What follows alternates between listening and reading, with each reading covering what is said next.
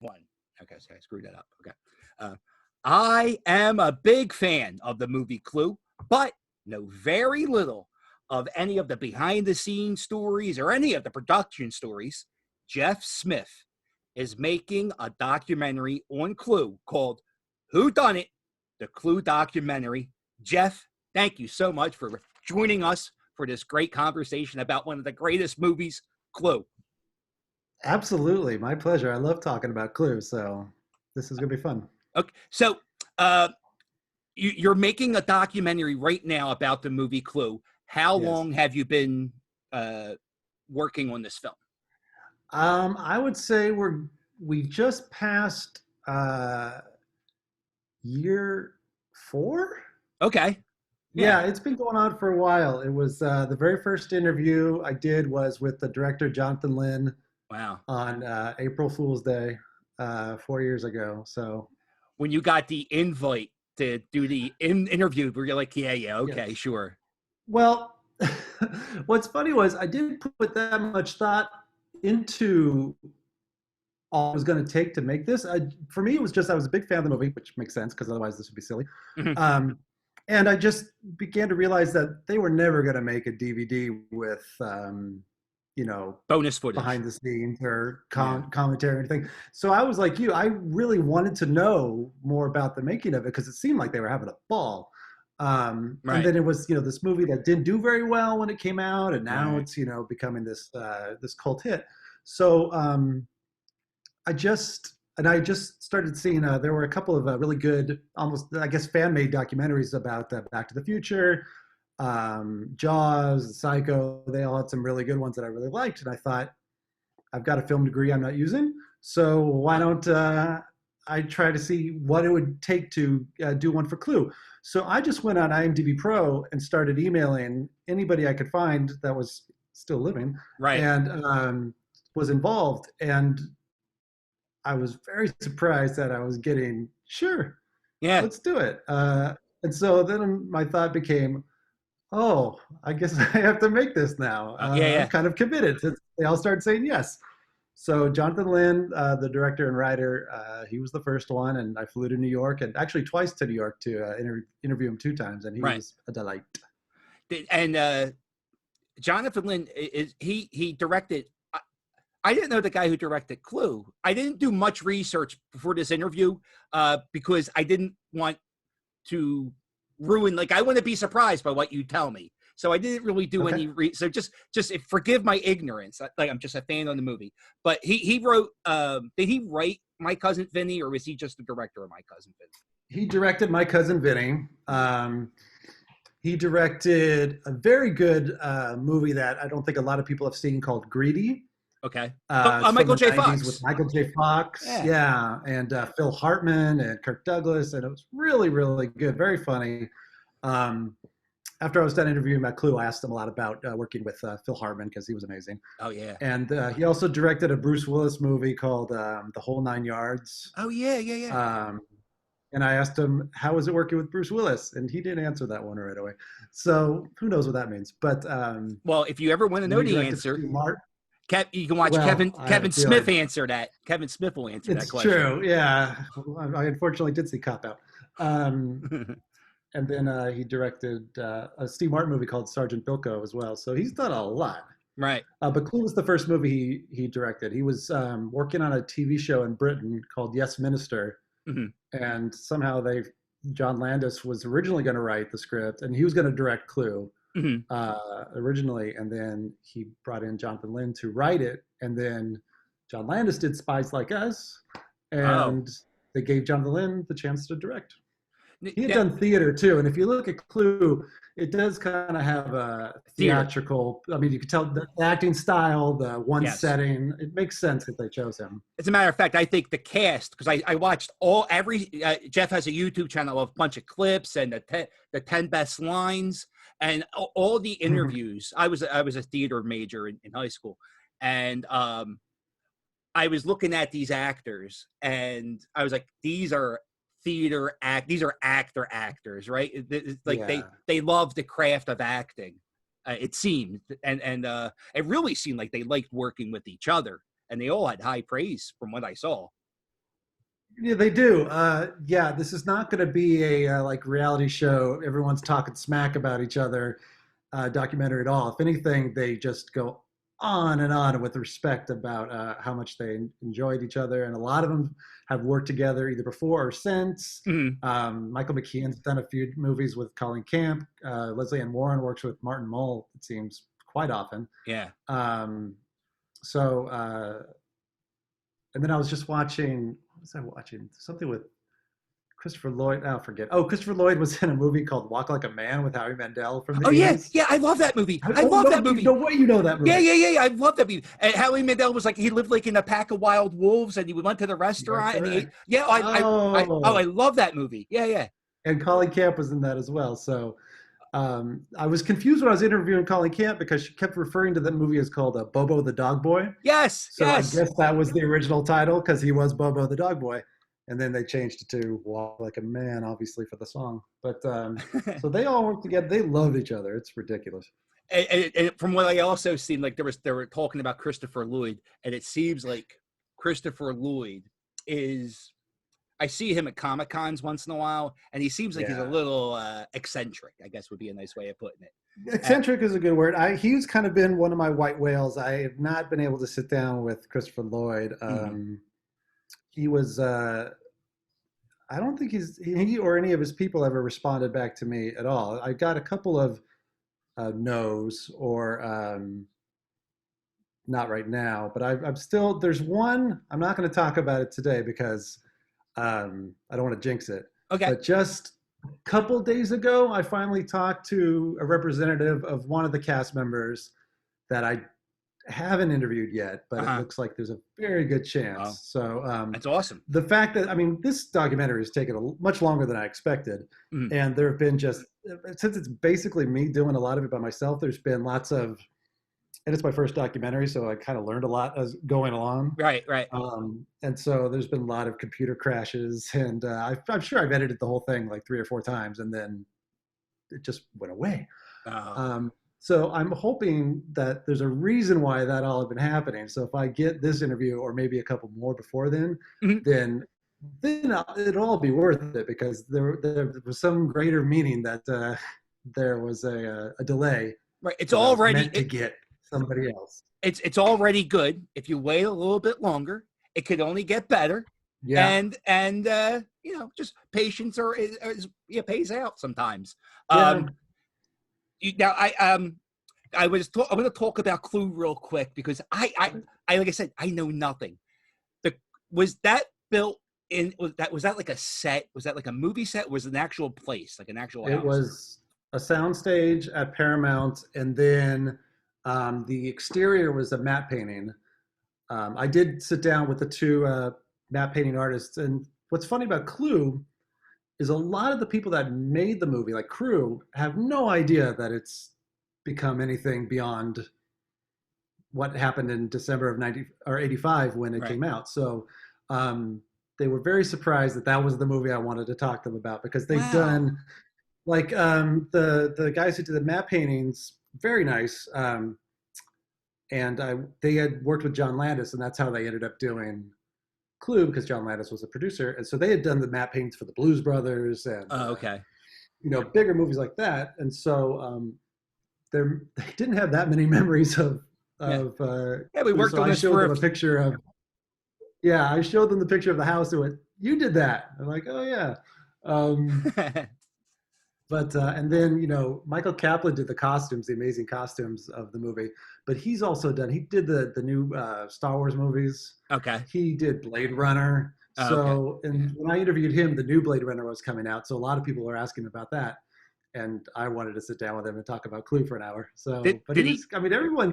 It's kind of refreshing. I think that that's what I'm asking about because I don't think they talk about Clue that often. In every interview, like I said, I watched everything you have, and everybody they have like they're proud of that movie. I saw an interview where Tim Curry said that's like his favorite part. He's Yeah. most proud of his part in Clue, and I just think because the one monologue he gives when he describes how everything's done, it's almost like an Aaron Sorkin movie. with the Yeah, dialogue. it's true. It's basically a 20-minute monologue and he never takes a breath. It's amazing. One of the clips that is on the YouTube channel shows it's Lesley Ann Warren and Michael McKean just talking about, I mean, everybody said really nice things about the other cast members, but when it got to Tim Curry, it was like awe Yeah. that he was able to just knock that whole like last act, and had to do it basically 3 times since there's 3 endings. Do you like how many days it took to film that scene? Like how much do you know? Like, do you know like That's a good question. I don't know how long it took them to do that. Sometimes it was pulling teeth with a lot of them to remember specific details because it right, has been 35 years. And they probably haven't thought about it that much since. right. I mean, for example, there originally were 4 endings to Clue, and they Really? shot the 4th ending. Uh-huh. And I asked the director, Jonathan Lynn, what was the 4th ending? And he said, I don't remember. Are you He wrote it serious? and he shot it, but he didn't remember what it was. So I bought. There was a storybook that came out like for kids when Clue came out, and it has all 4 endings in the Uh-huh. book. So I was able to. I'm trying to figure out a way to also incorporate that because I think that's interesting that there was a 4th one. No clue. Yeah. Um, No clue. Spoiler alert: it was Wadsworth. In the last one. Really? It was. It was. John Lynn said the reason it got cut is just because he said it wasn't funny, so we cut it out. And it was. I mean, it's okay, but I can see why it wasn't. I would say the Mrs. Peacock one isn't a side splitter. Yeah.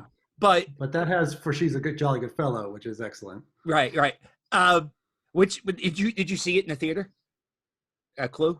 No. No. Okay. You saw it on a VHS first with all 3 endings. Mm-hmm. Yeah. I was I think 10 when Clue came out, and it was here and gone. Right. And I think I was probably still high from Back to the Future. Okay. That year, so I remember the marquees because I was confused because the marquee outside the theater would say Clue A, or Clue B, or Clue right. C because it had the different endings. And right.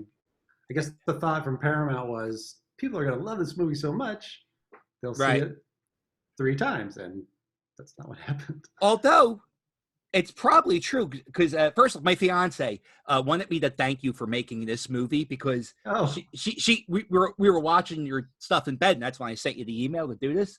And she's like, "You're talking to that guy?" she was so excited to find out I was talking to you, and she was like, "Thank him for me." So I got to make sure. Say thank you. But I'm sure there are probably thousands and thousands of us who Clue had. I don't know. What do we call Clue fans? Is there a name? We'll have to think of one. I think are you the king of the Clue fans? Is there any? No, I don't think so. Part of the fun of making this is I kind of reached out to different people on social media and just said, if you love Clue, record yourself talking about Clue and I'll slide them in. Just your little testimonials. And I got a few of those, and it's cool to kind of incorporate that into the documentary as well.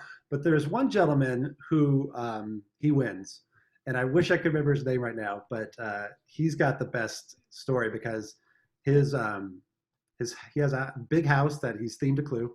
Uh-huh. He had a Clue birthday party. His husband proposed to him, and they had a Clue themed wedding. Uh-huh. I mean, they're like, and he said, yeah, he's so nice. I really want to meet him one day because he says, maybe I'm not the biggest fan. I'm just going, oh, I'm a fraud. No, you are. You're the biggest fan I've ever seen. A wedding. So, no, they're out there. Yeah. Did you? And I want to meet all of them. Have you been to any screenings? Like I in your documentary, I saw it was a kind of like not a drive-in, but like an outdoor screening of Clue. Does Clue have a life? I'm sorry. Yeah. Okay. That particular screening that you see like a glimpse of was actually at the Hollywood Forever Cemetery. And there was a screening in the cemetery, and it played up against the wall. And Lesley Ann Warren was there, and there were lots of people in costume, and it was amazing. And then I went to a theater in Santa Ana, California called the Frida Cinema, and they were screening. That's the first time I ever saw it on the big screen. And then a couple years later, I interviewed the guy that ran the theater, And then a couple years later, we kind of co-hosted a screening Mhm. where I was able to talk to some people that were there that dressed up, and it was cool. Seeing Clue on with an audience is a whole different Yeah. animal. It's so much more fun. Is it like a Rocky Horror vibe? And Like Clue also, I was going to say, Clue also. What's great about that movie is, especially on the big screen, um, you notice things that you never noticed before just on right. TV. I forget which ending it is. This is the one that I noticed last time I saw it on the big screen. It was one of the times that they mentioned monkey's brain, so popular in Cantonese cuisine, is not Yeah. often to be found in Washington, D.C. Mr. Green, I think it's the Peacock ending. Mr. Green goes, is that what we ate? And he walks away. Yeah. And then when it's finally revealed that it's Mrs. Peacock and she's got the gun on Wadsworth, you see Mr. Green come out of the bathroom in the background, Mhm. and he's just kind of, not really paying attention. And he looks up and then he jumps like, what did I miss? Oh, okay. And it's just like this little thing that I never saw before until it was, huge. But then when they released the films on VHS or whatever, they cut it. They cut the screen size. So that's probably it, right? Yeah. Maybe that was it. Yeah, it might have been a pan and scan thing, but But is the crowd like I hope it has a Rocky Horror vibe where people yell the lines back and forth. Is it like that, or do people sit there and watch it? Yeah. The ones I've been to, it's just been. I think what was cool about the ones I've been to is it's been like, of a big group, one of them is the Clue fan, and he or she is bringing friends that have never seen it before. Right. So it's not necessarily yelling 1 + 2 + 2 + 1 or let us in, let us in. Let us in, let us out, let us out. Yeah. Let us out, let us out. But it's just to hear lines that, not that you forgot they were funny, but you're kind of used to now if you've seen it a bunch of times, Mhm. and to hear people laugh at it for the first time is pretty cool. When I was a kid, the singing telegram line I thought was the funniest. I think I might have broke the VHS tape. I rewound that line that time Yeah. that 25 times, and I never watched Clue with my fiance, but she knows every line, so I can never watch it with her Because of you? Nope. Well, no, because of her. She watches it. She said she watched the Oh, movie I see. 200 times. How many times do you think? Okay. And I was talking to my friend about this earlier today. He saw it over 50 times. I know I saw it over 50 times. Yeah. How many times have you seen it? I don't know. It's been with me since I watched it on VHS however many years ago, and it's just kind of it's always there. It's just that one. I've fallen asleep to Clue. Mm-hmm. I've woken up to Clue. I certainly watched it before every interview I've done. I watched it one more time, Right. just Yeah. to see if I I'm looking for something watched else. it twice for this. Yeah. No, I totally get it, because even though I feel like I know that movie, watch it specifically for the person I'm gonna to interview, and Yeah. so I don't know. It's I don't know if it's 200, but it's up there. The movie's rated PG, and it came out in 1985. Yeah. PG-13 happened in 1984. How the hell did that movie get a PG rating? For Yvette's costume alone, Right. yeah, I think so much of it. I mean, when I first saw it, a lot of it went over my head. I don't think I really put two and two together what Miss Scarlet's job was, Right. or what a creep Professor Plum was. No, I didn't realize that the last time I watched it. Yeah. Yeah, but he's very. But there's there's murder and pipe hitting and blood. It's crazy. It was PG. Yeah, I mean, you see Yvette. Sorry, spoilers if you haven't seen it. You see somebody get strangled by a rope. Yeah, it's pretty. Yeah, I think it might be PG-13 now. I'd be curious. I mean, if they do make the remake, which they keep talking about for years. Now I heard that Ryan Reynolds remake, which actually doesn't scare me, because I think Ryan Reynolds knows how important this is to a lot of people. I think. I hope he does a good job with Deadpool. When I saw that today, I saw Ryan Reynolds. What do you think the odds are of that happening? They've been talking about it for years. I think what might push it into actually happening is Knives Out was such a big movie, Mm-hmm. and I think people might rush to make the funny murder mystery movie. Because the last time I heard, the director that they were talking to was James Bobbin, who made the newer like Jason Segel Muppets Okay. Yeah. movies, Yeah. Yeah. which I liked. And I thought, because I'm also a huge Muppet fan as well, Mhm. and I thought he did a really good job and showed reverence to the history and The nostalgia brand. of the Yeah. Muppets. So, Mhm. and he also directed one of my favorite shows on HBO, Flight of the Conchords, which I thought Oh, was very funny. mhm. So that made me feel better. It's going to be a tough one to top, but hey, Yeah. they What's remake everything I now, so it's saw just a matter of time. you seem like I know you'll know this movie. I saw that they're getting Okay, ready to make a remake of Flight of the Navigator. Do you know Flight of okay, the I can see Navigator? that. Uh, Oh, yeah, absolutely. I threw my shoe through my TV when I heard that. You don't mess with perfection. I don't care technology. It's you that now if you want to make another Yeah, documentary, do it now.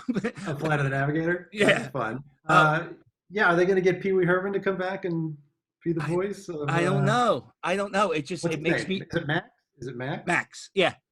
I haven't seen that movie. I shouldn't know that. I haven't seen that movie in so long, and I've got so much like useless information. You're a Um, 80s kid, right? Yeah.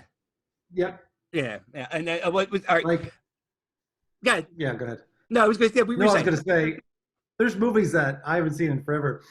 Like I haven't seen the Neverending Story, so since I was probably 8 years old, Mhm. and I saw that movie so many times because when I was growing up, this is like pre-Blockbuster and everything was just the mom and pop video stores, and so they had Yeah. one copy of everything. Yeah. And when my dad would go to the video store looking for like the new release, they wouldn't have it, and he always came back with a Neverending Story. So I've seen that freaking movies to See, the point where too much. you're Like never now ending. I hate the Neverending Story. I'm sorry. I'm sure you're a fine film, but I was talking to somebody about how much I hate it, and I started like going and Falcor and Rockbiter and Atreyu and You know, Bastion. I'm like, right. oh, I shouldn't know this anymore. But But that's how that your never ending story was my walk like a man. See, that's how often I saw my mom and dad. We'll get the Howie Mandel okay. classic. Um, Yeah, so yeah. That's what's cool. your who's your favorite? I saw your interview with Lesley Ann Warren. How long ago was that? Mm-hmm. Because she looks amazing. Isn't that amazing? It was probably 2 years ago, and she looks exactly the same. It's I'm sure it seems like every video that is posted on that YouTube channel, if she's in it, Yeah, somebody comments, "Whoa, Lesley Ann Warren," I hate I hate because to say that about like a woman on her appearance, but she's oh almost 70, right? yeah, I think she is in her 70s, and it's just unnatural. Yeah, she's gorgeous, and she looks. Yeah. I mean, and Michael McKean, he's an attractive man. Hmm. But Lesley Ann Warren, was she the first actor she got to interview, or was it Colleen Camp? Colin Camp was the first one that I interviewed, and she was hilarious. She is kooky in all the right reasons. She's just she is funny. She is so funny. There's a point, I'm sure I'll leave it in there, where I mean she's a producer now, so we were in her office Okay. and she had about 3 different assistants running around. So she was trying to do work in between questions about this 35-year-old movie.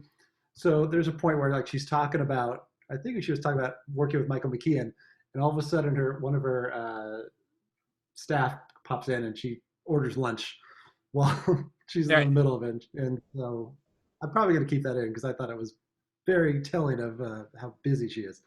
But she was hysterical. I love Colin Camp. That's cool.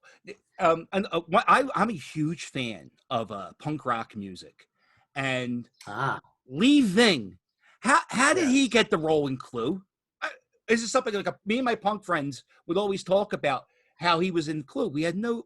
How did Yeah. he get that? He was, the studio wanted somebody in music to play a part. So he wasn't necessarily a first choice, but I think he had been in Flashdance the year before, so he was starting to do Oh, acting really? parts. Um, so he got Mr. Body. But when I interviewed the casting director, she had mentioned that they also were looking at Gene Simmons for Oh, that part as well, I think. And thank that would have God. just Yeah. been Th- very different Mr. Body. Um, whatever one's opinion is of Gene Simmons. Uh, but from my understanding, a little tidbit about Lee Ving in Clue is that his voice is dubbed. That's not his voice, although it sounds just like him. But one of the actors told me off camera, that's not his voice. And I was shocked. And then I thought, why did you save that for off camera? Did, That would have did, been interesting. you So you talk to Lee, don't you? Or you have a clip of you talking to him, yeah, or yeah? Did I talked to him for an hour. It sounded the same. you think that's just did So you ask him? no, because the actor that I interviewed was after I talked to him, I so I get it. didn't even think about it. Well, I shoot him an email. I gotta But know. Inquiring minds. yeah, I guess I could. He was very funny too. He was a good guy. Um, but the only thing I knew him from was either Clue or watching The Decline of Western Civilization, Uh, where like he beats the pulp out of I think a woman that jumped on stage at some point in one of his shows. So I'm like, oh, this is the guy I'm going to interview. And he was a sweetheart, really. He was he was on. They were on Saturday Night Live too, I think. he got banned from Saturday Night Live, Yeah, didn't yeah, they? yeah, yeah. Yeah, He's pure chaos. Um, yeah. Beer. I need you to settle a bet between me and my lady friend. Okay. Who, out of all the actors and actresses, Yes. who had the most successful career? Hmm. No one went like totally, mainstream. They all had their successes, like Christopher Lloyd with Back to the Right. Futures, And walk like a man. Walk Like a Man, of course. uh, Michael McKean, he did Spinal Tap before Clue, but that's pretty big. And he was on Saturday Night Live for a bit.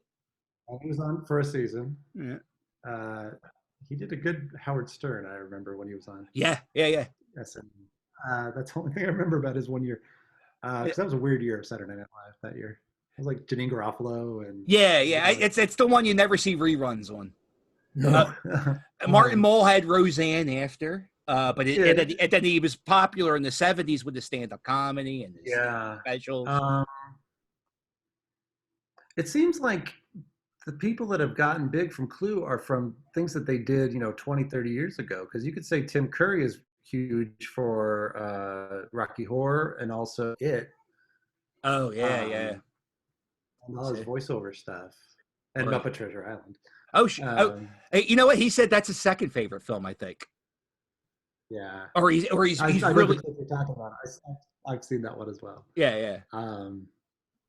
Madeline Kahn was pretty big though too. Young Frankenstein. Yeah.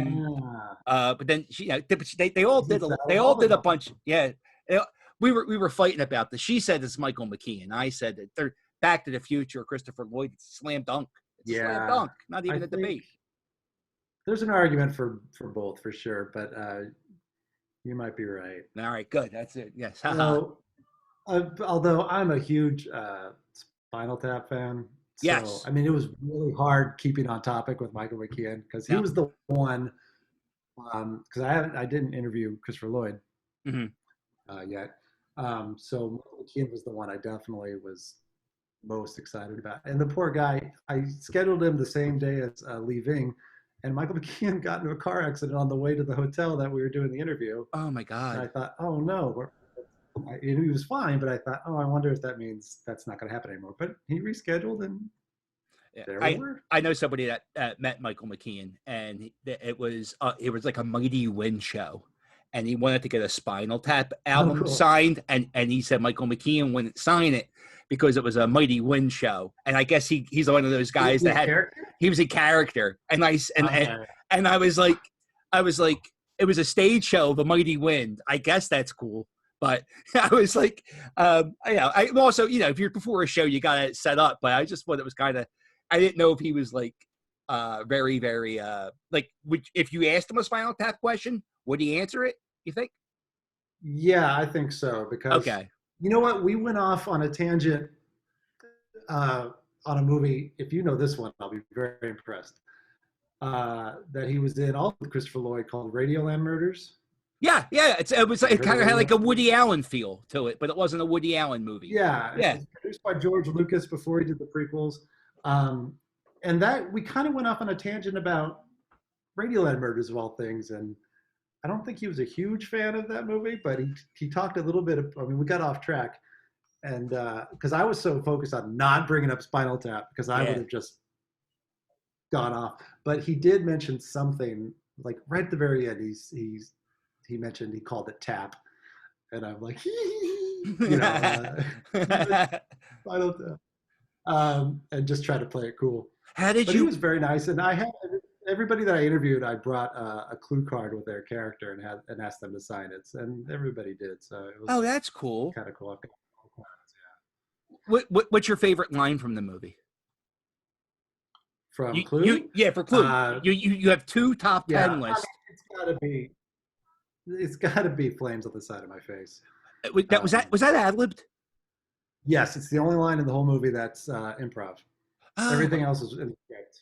And what, I guess Khan did hurt the version that's in the script, and then asked Jonathan Land, the director, "Can I do this other thing?" And he said, "Sure." And then he says, "I don't even remember what was in the original script anymore because that oh, was it." yeah, And it's the best line. oh, it's amazing. It's so bizarre, and Right. it's only in if it's only in the third or the ending where everybody does it except for Green. So if you didn't see that version, you wouldn't get to see flames on the side of my face, and It, that's it's so it's sad. it's so like there's a lot of like hilarious pauses where everybody just stops and just stares at them and goes, and they go on with their thing. It's the Yeah, comedy, the comic timing, and the pauses and everything. It's just such a great movie. And I saw on Rotten I'm gonna watch Tomatoes. it again tonight. Yeah, I saw 201. Let's do it. I saw on Rotten Yeah, Tomatoes it has 60%, and I for the life of me, it can't be because these people saw this movie in the theaters and only saw the Mrs. Peacock ending. What is wrong with the other right. 40% of these people? Who are these people that don't like Clue? Have you talked to these people? I don't know. No? Okay. I mean, Siskel and Ebert. I found a clip from them from when they reviewed it back when it came out, and they weren't huge fans of it either.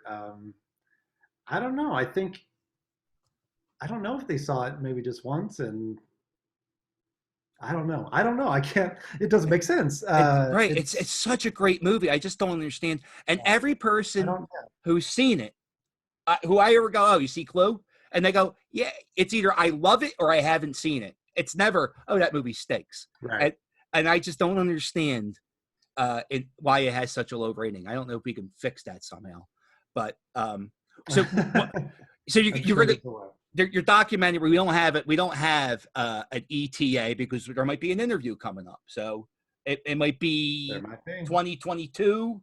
It's going to be. You think it's just going to be a? I hope not, but hopefully sooner than that. Well, the world's over. We I can't. You know. think that if I get these interviews, it's definitely going to light a fire under my keister to wrap it up. Well, the Because people. it's been like, almost done for quite a while.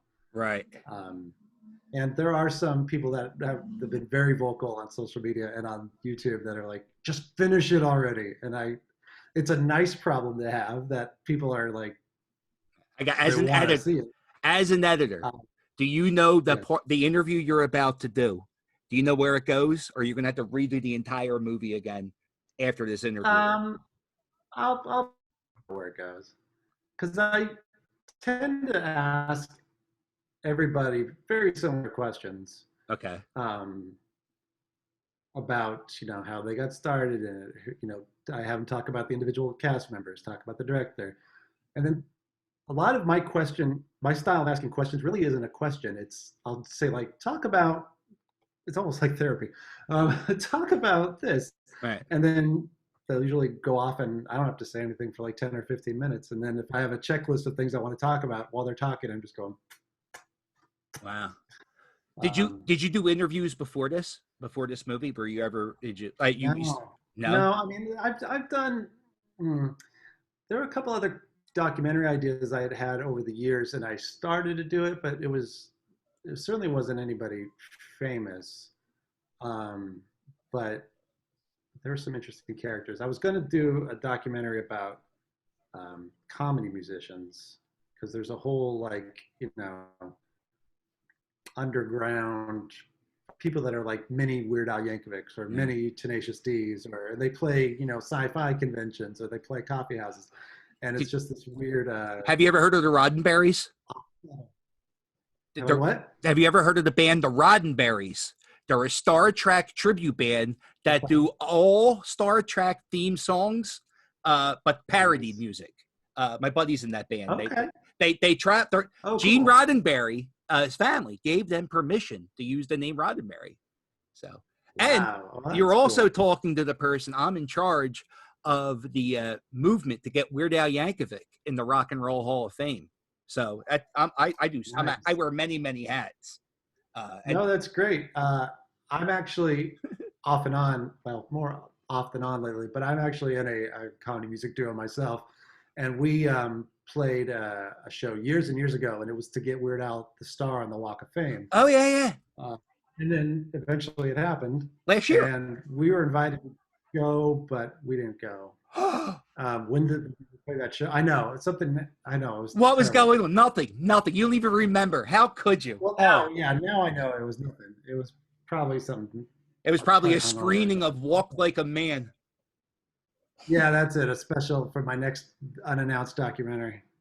So that's the one I'm always waiting. I don't even think Howie Mandel remembers that movie. Do you, after this, do you have another movie in mind, or is this, is this like, oh boy, I already did too much, I'm never doing this again? No, I've got a couple other like lesser movies. Well, not lesser movies, but maybe underappreciated movies in mind. Like I really would like to do, and I've talked to a couple of the writers from it. I want to do one on Airplane 2. Wow. Not Airplane 1. Yeah. Like everyone's talked about Airplane 1. Yeah. Fine. And Airplane 1 is great. But I want to know about Airplane 2. Yeah, it's great. It's a brilliant idea.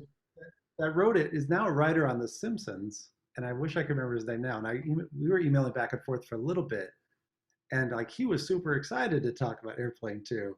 Yeah. So I'll shoot him an email once this is finally done.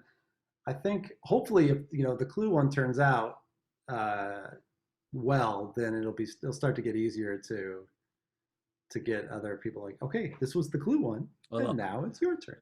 I already saw the clips. I already saw the clips of what you have. It's going to turn out well. From what I saw already, and I'm not just blowing smoke up your ass. It's going to be great. And as a Clue fan, I'm very, very, very excited. I don't know who this person you're interviewing is, but let's get this going so we get this movie out. We could see this. It'll be very, very good to get this person. That's okay. all I'm going to say. All right. Well, it'll be very good. I guess what I'm going to do is I'm going to have all the links to all your stuff at the end of this. I think we asked all the Clue movie questions I had. Know what it was?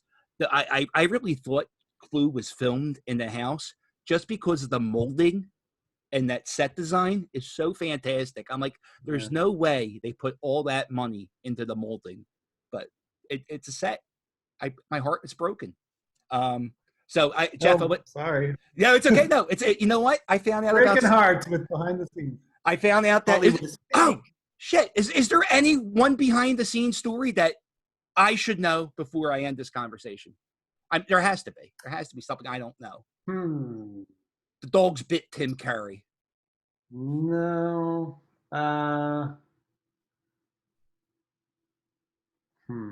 Chandelier 2 takes. We're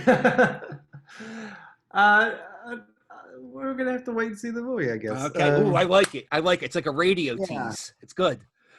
Jeff, thank you for doing this with me. I really, really appreciate it. And I wish you nothing but success for this film. And when it comes out, let me know. I'll post it on, and I'll have people stream it and all that stuff. I really, really appreciate your time tonight, man. Well, my pleasure. And say hello to your lady friend for me, I since she was like super excited. oh she likes you more than Spielberg. Let's put it that way. So, yeah. Oh yeah. Okay. That's I couldn't tell you what Spielberg's next movie is. I'm excited to see yours. So You know what mine is. Okay. right. Well, So okay, that's true. cool. All All right, right, man. Thanks a Jeff. lot. I Thank you so much. appreciate it. I really, really appreciate it. Have a good night. Thanks. Toodles.